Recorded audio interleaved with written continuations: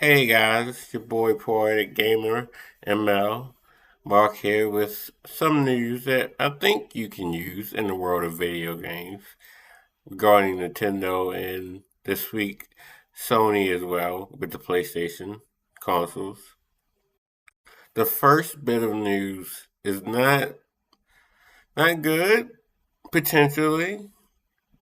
This is not set in stone yet, but we are potentially looking at our second $80 $79.99 Switch 2 game, physically speaking, at least, because due to Nintendo's new variable pricing, it would possibly be 70 digital, 80 physical, but we're talking about physical here. So yeah, it would be the second game since Mario Kart World if they do this. And this news is coming from the fact that outlets are or have been reporting a pre-order listing on Amazon Germany that is basically pricing Pokemon Winds and Waves, which is scheduled to come out next year at €80, which basically translates to 79.99 USD or US dollars. And that would be a very risky thing to do. Like I said, it's not set in stone, but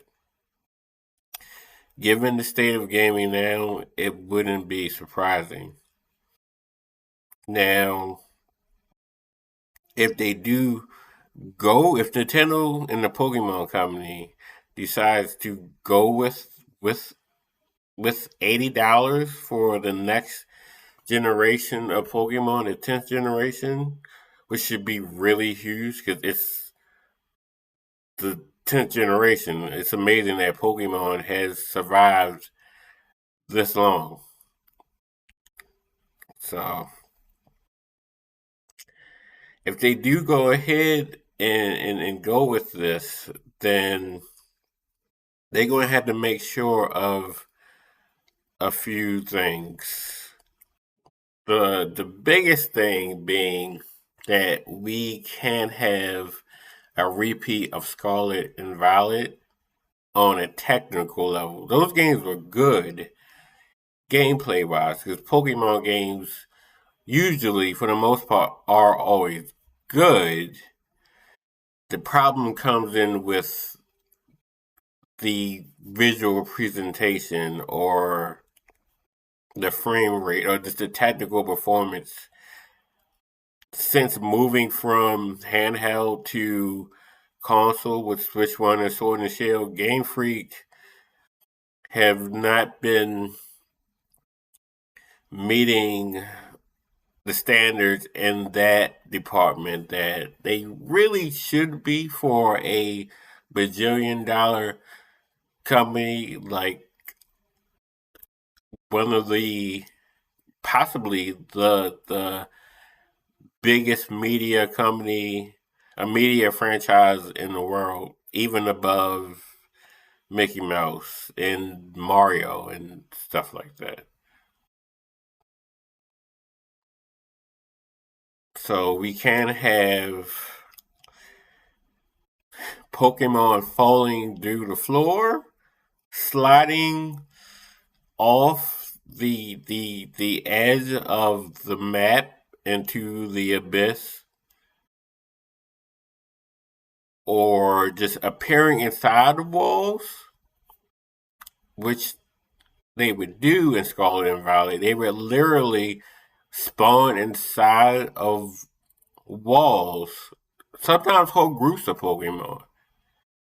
And you might see a part of them sticking, like a part of their body sticking out through the surface or through the wall, or you might hear them and you know that they're there, but you can't actually get to them because there's a collision detection nonsense going on. which would really suck if you had a shiny up here and you couldn't actually get to it, and you would never potentially even know it was shiny because it was in the fifth dimension on the shadow realm, so you couldn't actually catch it. So we can't have that. You had Pokemon sink into the bottom of the ocean and kind of just staying there with one frame of animation doing this. We can't have Pokemon having 5 frames of animation and distorted faces when they're not even that far away from you. In a lot of cases, like in most cases in Scarlet and Violet, and honestly to a lesser degree in Sword and Shield. And actually, this wasn't the case in ZA really, but they kind of fixed that. But in Sword and Shield and Scarlet and Violet, in order to get a clean or a decent image or model of the Pokemon, you have to be basically breathing in their face. We need to be able to see Pokemon from a distance moving at normal speed for $80. Game Freak, that's what we need. Two, we need to have a decent amount of catchable Pokemon. Not like 200, not 300, not even 400. Base game, out of the well, currently there's, I believe, around 1,100 different species of Pokemon. So by the time Winds and Waves comes out, that number could get up to maybe 1,300 or something like that. I think for $80, if you're going to do this, at minimum, base game, a good amount would be at least half of that, maybe a little bit more. Preferably, if they reincorporate the national decks outside of just the home Pokemon Home in the app, and it actually reincorporated it back into the game, where you can either catch every Pokemon or at least have every Pokemon usable in the game with Pokedex entries for the vast majority of them. That would be the ultimate best option. But if you had to make some sacrifices for whatever reason, at least half of the Pokemon that are currently exist, plus the Pokemon that will be coming, would be a serviceable amount before DLC. That's another thing. No day one DLC. No, can we not do a Mega Dimension thing where it's like, hey, we announced the game, and then next time we see the game and the Pokemon presents before the game comes out, we have Mega Raichu X's and Y's that we gotta pay another extra $30-$20 for. Can we just have DLC is fine, but not day one, not for $80. That's part of the problem with Mario Kart World being $80 right now. Anybody have clearly shied away from that. Is Mario Kart World does not live up currently to the asking price content wise. It has about $60 worth of content, but that game needs Mario Kart World still to this day needs I would say a substantial shot of DLC, preferably free, straight to like the neck. Just take the needle and just jab it in there. Just new tracks, uh, King K. Rule, since everybody knows that he's in Bonanza now at this point. new modes and all that stuff. $80. That's bare minimum. And lastly, which this last thing, based on the first trailer that we've seen, I don't think we should have to really worry about it. Is the game has to like look like it's clearly taking advantage of the Switch 2 hardware. At the very least, looks like it's took advantage of the Switch 1 hardware. Like no N64 trees. No, the game looks great right now, and hopefully it'll just look better by the time it comes out next year. But we need to see the Switch 2 being fully utilized, or at least looks like it's clearly made ground up for the Switch 2. Kind of like Star Fox looks like it's made ground up for the Switch 2. And one other thing that I wouldn't say it's completely necessary, but after Legends EA, where it became a lot more noticeable, voice acting would probably be a good idea. You can hire some voice. Put me in there. I'll be a character. Put somebody in there. And if you're gonna have long dialogue, text boxes and cutscenes, just minimum voices for the Pokemon. I personally would prefer that they make sounds, and I've always wanted this, like make sounds like they do in the anime, but like they actually speak. Well, some of them speak. Some of them, like Electabuzz, just scream.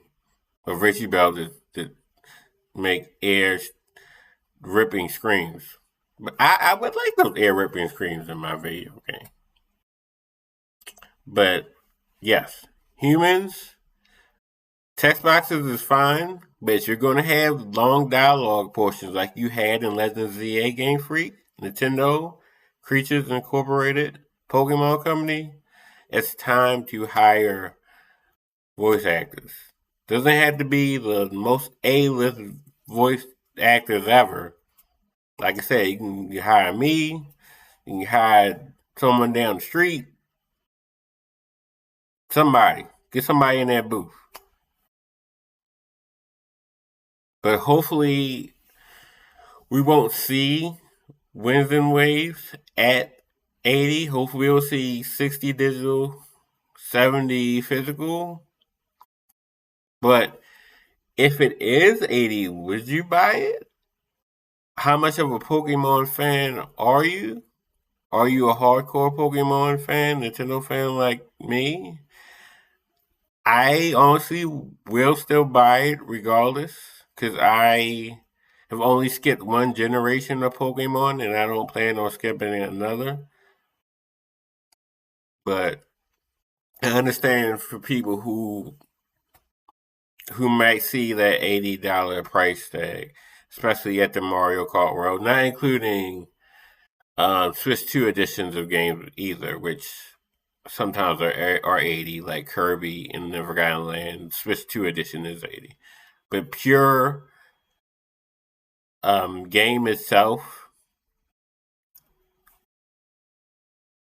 if you're going to charge 80, make it worth 80.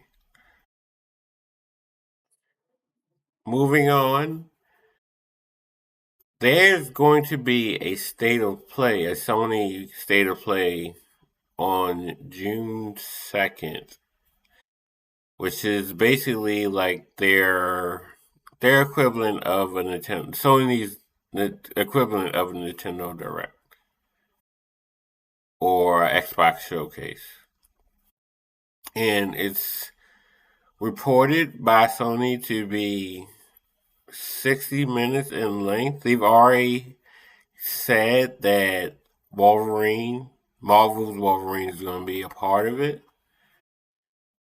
And that game is made by Insomniac. So if you like Spider Man, Marvel Spider Man, then that'll probably be up your alley. I'm not that huge of a Marvel game fan, but that said, I am hoping, or I would at least like to see Marvel took on Fighting Soul show up with maybe two characters announced.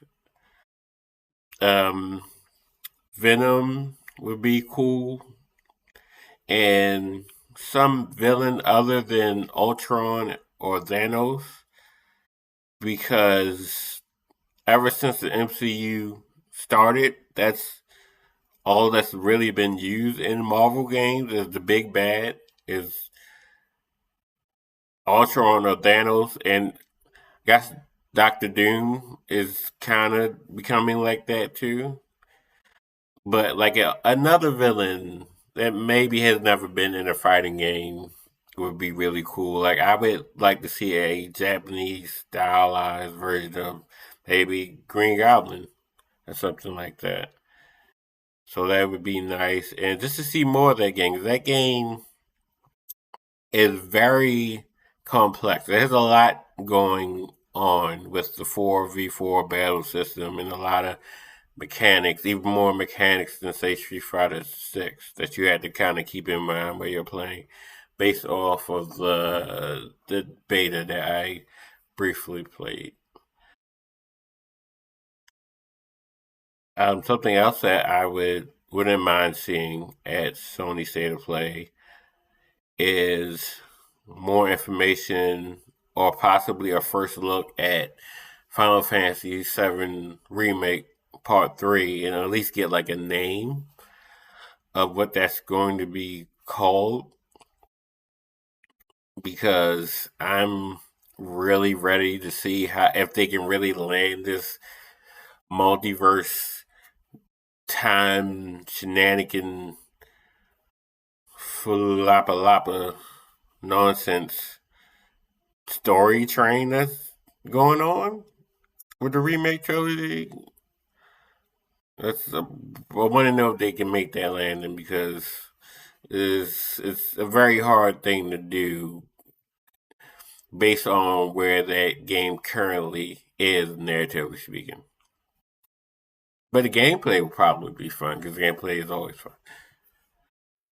And it would be also nice from Square Enix to see if Kingdom Hearts 4 exists. That game got announced or got teased with a little mini trailer.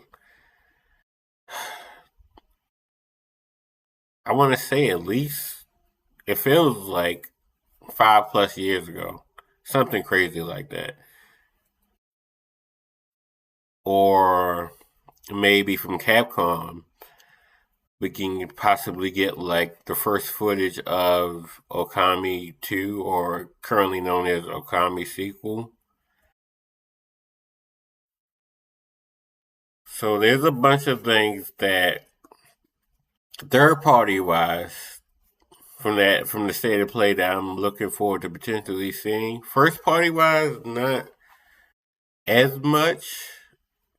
I would look forward to like God of War. I'm not really that huge into God of War, or I'm not really heavy into shooters and stuff like that. So stuff like Marathon or Soros doesn't really move me. But either way, it'll be nice to see something from PlayStation because I have a PS5 and I actually started playing it again a little bit more regularly not that long ago in preparation for Ingrid coming out in Street Fighter 6. So I do like PlayStation 5. And I would like to have another reason to play it more. But really out of the state of play, I'm looking forward to what's going to be offered on the third party front and looking to see what potentially might come to Switch 2. Though, Sony, hear me out. If you brought back Legend of Dragoon, like, which was kind of like Final Fantasy meets Power Rangers from PS PS1 era, I believe PS1 era. If you dug that back up, give me boy Darts maybe a remake, that would be really hype. And the last bit of news I want to talk about, it's not really news, but the last thing I want to talk about is Yoshi and the Mysterious Book, which came out this past Friday, came out yesterday. And I just want to give a little bit of brief impressions on what I've played so far. I'm about 2 chapters in, and it's really fun. Artistically, it's really unique. It has like a sketchbook, hand drawn, layered look to it. Kind of like almost like a comic, cartoony comic book look to it. With stop animation for Yoshi when he's in all the other inhabitants of the world when you're inside of the mysterious book. When you're outside of it, it kind of looks like a standard 3D Mario game, but when you're actually in the levels, it looks really neat how it how it's executed. It really makes you feel like you're playing inside of a comic strip, kind of like Comic Zone on the Sega Genesis back in the day. But obviously looks a lot better than that. It's not a hard game in the traditional sense. It's hard and or challenging in the sense that it really can stretch your brain sometimes as far as solving the puzzles or trying to figure out how to manipulate the environment or little creatures that you find in the environment. Say, if you find like a little creature that blows bubbles, in order to fully discover everything, you might have to put that, you might have to feed that creature a chili pepper or an apple, or dump them in mud, or ground pound them into the ground, and just various things like that. Some of it is you can look at it and tell right away, like, oh, this will probably work. But some of it has really been outside of the box, and it really works because it approaches platformers in a way which I don't think I've really seen before, even from Nintendo themselves so far. And it really speaks to Nintendo's overall philosophy when it comes to like developing games and approaching game design. It was just something that in a later video I want to really discuss and talk about because this game really reminded me not too long after starting it of why I love Nintendo's approach to game making in the first place compared to other companies. Not to say that other companies aren't great at it and can't surprise me, but there's just a certain charm and there's a certain emphasis that Nintendo places on things, on elements that other companies don't. Like you can't die in this game. You can't fall into a pit. You can't get stabbed and crushed and all that other stuff that you normally would be able to do, and even a Mario game, or any other Yoshi game. But it's not about that. It's about the exploration. It's about observation and just having fun with the world that you're in. All right, that's it, guys. I'll include a link regarding the potential price for Pokemon Winds and Waves in the description. And also going forward, I may start utilizing TikTok in regards to my poetry. And in that case, I'll link my TikTok in future videos as well going forward. All right, everyone, you have a good time, good day, good evening, good weekend.